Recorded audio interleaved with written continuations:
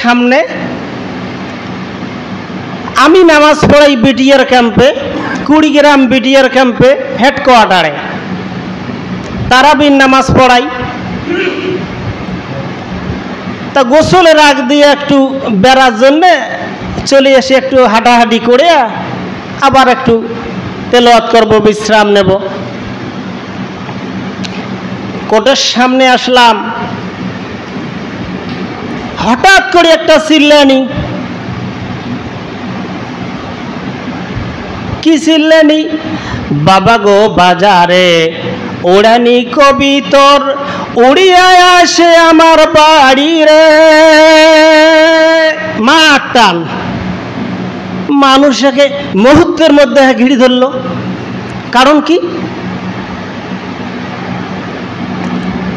এখন বলতেছে থাম থাম, বাস্কট ডাং দিয়ে বলছে থাম থাম,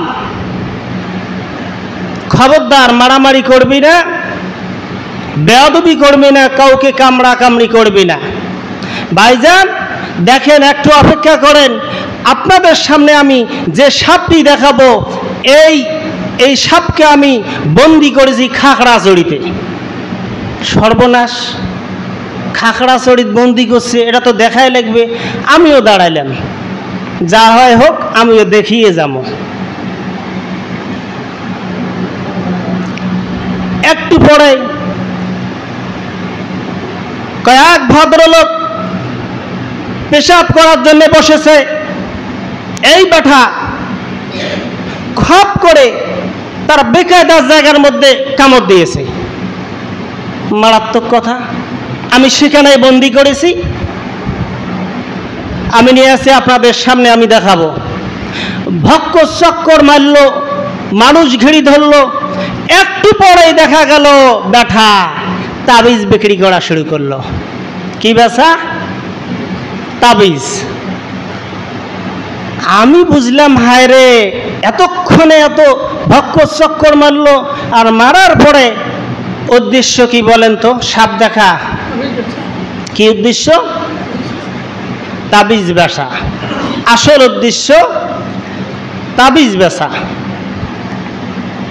আমার ভাইরা, আরে নারী হলো ঘরের শোভা, নারী হলো ঘরের শোভা, গাছের শোভা ফুল। পর্দা ছাড়া বাহির হওয়া নারীদের হলো ভুল, পর্দা ছাড়া বাহির হওয়া নারী তোমার ভুল। আমি যে কি বলতে চাচ্ছি হয়তো বুঝতে পারছেন কিছু কিছু। আমার ভাইরা,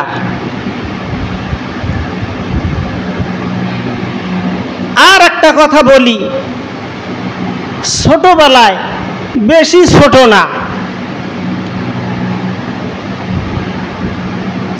ধরেন এই 12 থেকে 15 বছর আগে দাদাকে বললাম, দাদা, দাদু ভাই চলেন তো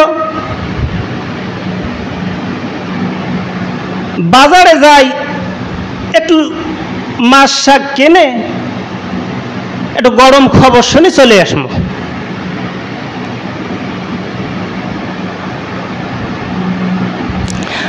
আমার দাদু সঙ্গে সঙ্গে জবাব দিলেন, নাতি কি করে বাজারে যাব? বাজারে গেলে বাজারের মধ্যে গিয়ে দেখি শুধু সিলভার কাপ। তার মানে হলো ওই সময় সিলভার কাপ বেশি ছিল বাজারের মধ্যে। বাজারে গিয়ে দেখি সিলভার কাপ, আর টিভির সামনে গরম খবর শোনার জন্য যদি বসে যাই, তখন দেখা যায় শুধু হাসিনার বাপ আর হাসিনার বাপ। নাতিরে কি করে যাই? এই সিলভার কাপ আর হাসিনার বাপ দরকারে নাই। মুসলমান, 15 বছর আগের কথা আজকে চিন্তা করে দেখলাম এর এই উপরে একটু গবেষণা করলাম। মুসলমান লক্ষ্য করে দেখবেন আজকে মুসলমানের ঘরে ঘরে টাচফোন আছে। টাচফোনটা খুলে ফেসবুকের মধ্যে যাওয়ার সঙ্গে সঙ্গে দেখবেন পাত্র চাই আর পত্র চাই। যারা ফেসবুক চালান, ইউটিউব চালান, তারা আসলেই বলতে পারবেন ওরা কি লেখে। 1 কোটি টাকা দেবো, পাত্র চাই। লক্ষ লক্ষ টাকা দেবো, পাত্র চাই। বেটি রে, তোর কপাল পড়ে গেছে। 1 কোটি টাকা দিতে চাও, 10 লক্ষ 5 লক্ষ টাকা দাও, পাত্র চাই। মুসলমান লক্ষ্য করেন, মহান আল্লাহ রাব্বুল আলামিন কোরআনুল কারীম খানা দিয়ে জানায় দেয়, ওয়াকারনা ফি বুয়ুতিকুন্না ওয়ালা তাবাররাজনা তাবাররুজাল জাহিলিয়াতিল উলা। সকলে আপাতত একবার সুবহানাল্লাহ পড়েন তো দেখি।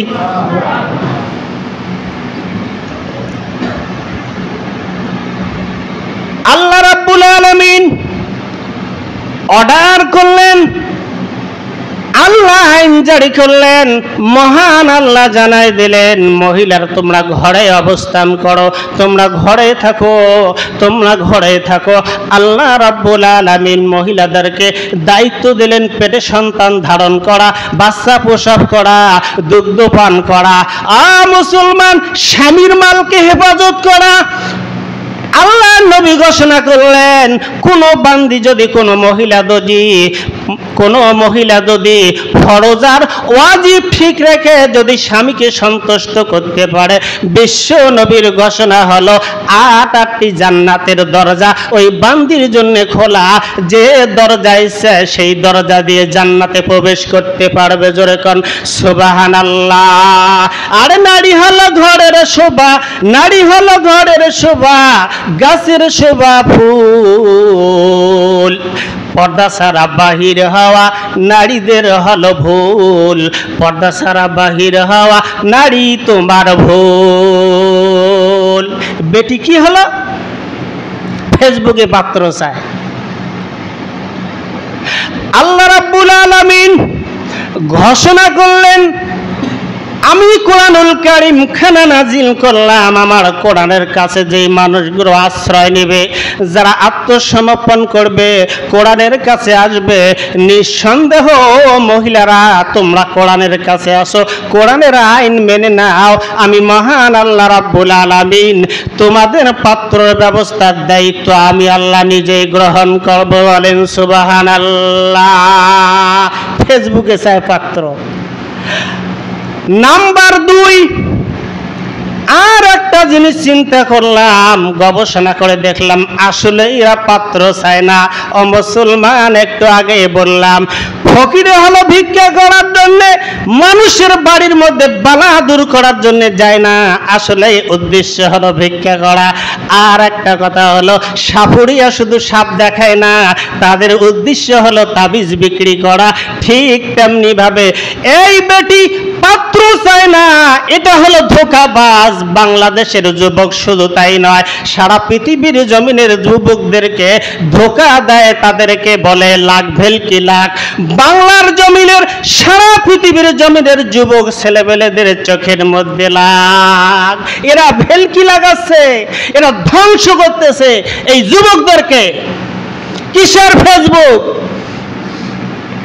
আর একটা কথা বলবেন হুজুর এগুলা কি বলেন? বাস্তব কথা বলার দরকার। ওয়াজ কোথায়? বাস্তব শোনেন। বেশিরভাগ ছেলেরা আজকে বিয়ে করার জন্য অপারগতা, ছেলেরা বিয়ে করতে চায় না, অপারগতা স্বীকার করতেছে। হয়তো বলবেন হুজুর মসজিদে এই কথা বলেন, বেটা মসজিদে নাতে কোথায়? কোরআনের কথা বলছি, শোনেন কি বলি। ফোন টিপতে টিপতে যে বেটা বাসায় গিয়ে রাত 2টা পর্যন্ত 3টা পর্যন্ত ফেসবুক দেখে, ফোন টেপে, অবিবাহিত একটা ছেলে, যুবক ছেলে, ইয়াং ছেলে, যদি বলে না হুজুর আমার সমস্যা নাই, আমি বলবো ওর ধ্বজভঙ্গ, কারণ তা না হলে এটা বলতো না। সুস্থ সবল মানুষ একজন এই কথা বলতে পারে না। আমি আর একদিন বলেছিলাম, মনে আছে কিনা আপনাদের আমি জানি না, তবে সিনেমার হল ছিল নাগেশ্বরীতে, বুরুঙ্গামারিতে, আর একটা ছিল কুড়িগ্রামে। আমি নিজেই বিচার করছি, ছেলেরা সাইকেল 10 টাকা করে ভাড়া নেয়, ভাড়া নিয়ে রাতের অন্ধকারে রাত 12টার পরে চুপ করে চলে যায়। সকালবেলা বিচার, এই বেটা কে কে গেছো আসো। সাইকেলের আবার first class, second class, third class আছে। একটা সাইকেল 20 টাকা, একটা 15 টাকা, থার্ড ক্লাস হলো 10 টাকা। সিনেমার মধ্যে কি নাই? First class, second class, third class. বিচার করলাম, যাত্রা গান শুনবার জন্য যায়, দুঃখ হলো সত্য। বাবা যদি বাড়িতে শোনে, শোনার সাথে হালিয়া ভেন্ডি নিয়ে বের হয়, বেটা কই গেল? ভয়ের ঠেলায় 2 দিন বাড়িতে আসে না, বাসায় আসে না। হায় রে, দিন কোথায় চলে গেল। আজকে সেই সিনেমার হল মানুষের বাড়ি বাড়ি বলবো না, মানুষের পকেটে পকেটে তৈরি হয়ে গেছে। কথা বলেন, ঠিক না ঠিক? ছেলেদের চরিত্র কেমনে ঠিক থাকবে? কি বলি, কিসের ওয়াজ করি? 3 দিন আগে একটা মহিলা আসছে আমার কাছে, হুজুর আমার মেয়েটার এই সমস্যা। মেয়েটা একটা ছেলের সঙ্গে কথা বলে, একদিন চলে গেছে, নিয়ে আসছি, আবারও এরকম করে। কি করা যায়, এখন একটু তাবিজ করে দেন। জিজ্ঞাসা করলাম, বেটি আপনার মেয়ে যে চলে গেছে, নিয়ে আসছেন, বেশ ভালো কথা। আপনার মেয়ের কাছে কি ফোন আছে না? আছে তো। হুজুর সে কথা কন না, ফোন না দিলে আরো ভেজালটা বেশি। সর্বনাশ, ওয়াজ তো নিজেই করতেছে, কি ভেজাল। তা বললাম, আমার চিকিৎসা হলো আগে মেয়ের মাকে চিকিৎসা করা লাগবে আর বাবাকে। পারবেন? হুজুর বলেন, আল্লাহর রাস্তে বলেন, কারণ চিকিৎসা নেওয়াই লাগবে, মেয়েটা রাখা যাচ্ছে না। হায় রে, ছোট্ট একটা মিস কল দেই, দেখেন তো। স্রোতের নদী, স্রোত হুম হুম করে চলছে, স্রোত মাকড়সা ধরে নিয়ে যা এই স্রোতের মধ্যে ছাড়ি দিয়া। একে যত দোহাই আছে, আল্লাহর দোহাই থেকে শুরু করি সলেমান নবীর দোহাই, একে যত দোহাই সব ছেড়াইছেন। খবরদার মাকড়সা পিছাবি না, সামনের দিকে উজাও। সম্ভব? মাকড়সা কি সামনে যেতে পারবে? একবার যদি একটু আগায় 4 ইঞ্চি, এক স্রোতে 4 হাত দূরে নিয়ে ফেলায়। কি কথা ঠিক না ঠিক? এটা তো বাস্তব কথা বলছি। আর একটা কথা দেখেন তো, আমরা তো সবাই ছেলের বাবা মেয়ের বাবা হয়েছি, এবং যারা সামনে হব ইনশাআল্লাহ।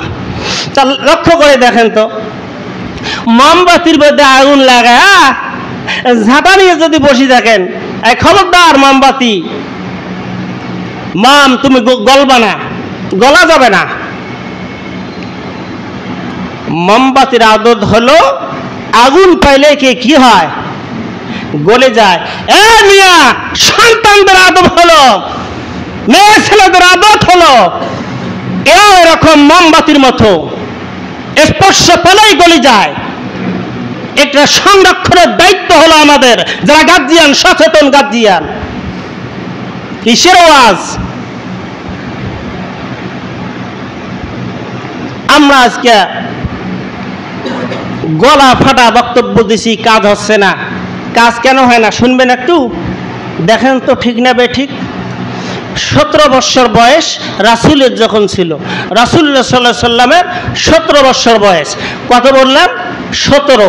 তা 17 বছর বয়সে দেখে মানুষ আকাম কুকাম সব করে, ডাঙাডাঙি, মারামারি, খুন খারাপি, উনি চিন্তা করলো, যুবক ছেলেদেরকে ডাক দিলেন, তোমরা সবাই আসো, আমরা একটা সংগঠন তৈরি করব। শুনছেন কি কোনোদিন? হয়তো কেউ বা শুনছেন, কেউ শোনেন নাই। না শুনলে ভালো করে শোনেন। যুবক ছেলেদেরকে ডাক দিলেন, তোমরা কে কোথায় আসো, আসো আমরা একটা সংগঠন তৈরি করব, অন্যায়কে প্রতিহত করব, সমাজ ঠিক করব, এলাকা ঠিক করব, মানুষকে আমরা দাওয়াত দেব ভালোর জন্য। ঠিক আছে, সংগঠনের নাম শোনার দরকার আছে না নাই? হেল্পফুল ফুজুল। কি নাম? রাসূলুল্লাহ সাল্লাল্লাহু আলাইহি সাল্লাম যে সংগঠন করছেন, সংগঠনের নাম কি? হেল্পফুল ফুজুল। মুখস্থ রাখবেন, খামাকা কথা বলছি না, কিতাব থেকে বলছি। এই হেল্পফুল ফুজুল করলেন, সংগঠন তৈরি করার পরে দেখা যায় মানুষকে ডাক দেয়, খালি মানুষের সমস্যা বাড়ে আর বাড়ে, খালি বাড়ে বাড়ে। 17 বছর, দেখতে দেখতে 40 বছর রাসূলের বয়স। সংক্ষেপে কথাটা বলি দেয়, রাসূলের বয়স হলো 40। রাসূলের বাড়ির থেকে 3 কিলোমিটার দূরে, তার মানে হলো মক্কার থেকে 3 কিলোমিটার দূরে জাবালে নূর নামক একটা পর্বত আছে, পাহাড় আছে। এই পাহাড়ের গুহার মধ্যে রাসূল চলে গেলেন। হায় রে, এত মানুষক ডাক দেই, এত ভালো ভালো কথা বলি, কিন্তু কাজ তো হচ্ছে না। গুহার মধ্যে গিয়া গবেষণা করে, আরাধনা করে, কি করা যায়? আমার ভাইরা, আল্লাহ রাব্বুল আলামিন সঙ্গে সঙ্গে দেরি করলেন না, জিব্রাইল আলাইহিস সালামকে ডাক দিয়ে বললেন, জিব্রাইল যাও, তুমি এই যে নবুয়তের অ্যাপার্টমেন্টটা তোমার হাতে দিলাম, বিশ্বনবীর হাতে নবুয়তের অ্যাপার্টমেন্টটা তুলে দেয়া তুমি নবীকে বলে দাও, নবীজি তোমার একা একা আর কান্নাকাটি করতে হবে না, আর টেনশন করতে হবে না, আর গবেষণা আরাধনা কিচ্ছু লাগবে না। আমি আজকে থেকে কোরআনুল কারীমের ধারা চালু করে দেব। যেরকম সুবহানাল্লাহ। ইয়া আইয়ুহার রাসূল বাল্লিগ মা উনজিলা ইলাইকা মির রাব্বিক। সুবহানাল্লাহ। কর একবার। কোরআন শরীফ নাজিল হওয়া শুরু হয়ে গেল। যাও তুমি দাওয়াত দাও। সংক্ষেপে কথাটা শেষ করে দেই, সেটি হলো এখন কোরআন নাজিল হচ্ছে, নবীজি তুমি এভাবে তুমি কি সংস্কার করতে পারবা না, সমাজ সংস্কার হবে না, তুমি মানুষকে সংস্কার করতে পারবা না, যত খারাপ কাজগুলো তুমি দূর করতে পারবে না। এই যে কোরআন শরীফ তুমি চালু করে দাও, মানুষের কানে কানে পৌঁছায় দাও, মানুষকে দাওয়াত দাও। যতক্ষণ পর্যন্ত কোরআনের কাছে মানুষ না আসবে, এতক্ষণ এই মানুষটা ভালো হওয়ার কোনো সম্ভাবনা নাই। কারণ কি দেখেন, খেয়াল করি, 17 বছর, 40 হতে কত বছর গেল কম তো? 23 বছরে তারপর কোরআন নাজিল হওয়া শুরু হলো। এই কোরআন নাজিল হলো মক্কার জমিনের মধ্যে। 10টি বছর রাসূল কোরআনের কথা মানুষক বললেন, মার খেলেন, ডাং খেলেন, উহুদের ময়দানে দান শহীদ হয়ে গেল, রক্তাক্ত হলো, রাসূল বেহুশ হয়ে জমিয়ে পড়ে থাকলেন। আল্লাহ রাব্বুল আলামিন ডাক দিয়ে বললেন, যাও তোমার ট্রান্সফার কোথায়? মদিনার জমিনে গিয়ে এখন যোগদান করো। সেখানে গেলেন, মানুষ আস্তে আস্তে 1জন 2জন করে করে কি কোরআনের দাওয়াত গ্রহণ করে, কোরআনকে মেনে নেয়। নিতে নিতেই এই 23টি বছরের মধ্যে, আবার 23 বছর মনে রাখেন, এই 23 বছরের মধ্যে কোরআন দ্বারা দেশ শাসন শুরু হয়ে গেছে। কোরআন দ্বারা যখন মানুষ কোরআনের কাছে এসে আত্মসমর্পণ করছে, কোরআনের আইনকে মেনে নিয়েছে, শান্তি আল্লাহর পক্ষ থেকে নাজিল হওয়া শুরু হয়ে গেছে। একবারে সব সংস্কার হয়ে গেছে। বলেন সুবহানাল্লাহ। কথা বুঝতে পারছেন? আমিও বলি দেই, বর্তমান প্রেক্ষাপটে যতই যাই বলুক না কেন, যতক্ষণ পর্যন্ত কোরআন দিয়ে দেশ শাসন শুরু হয় নাই, কোরআনের আইন চালু হয় নাই, কোরআন যতক্ষণ রাষ্ট্রীয়ভাবে কায়েম হয় নাই, অতক্ষণ পর্যন্ত এ দেশে শান্তি আসা সম্ভব না। আল্লাহ পাক রব্বুল আলামিন আমাদের কথাগুলোকে আমল করার তৌফিক দান করুক। সকলে বলেন আমিন।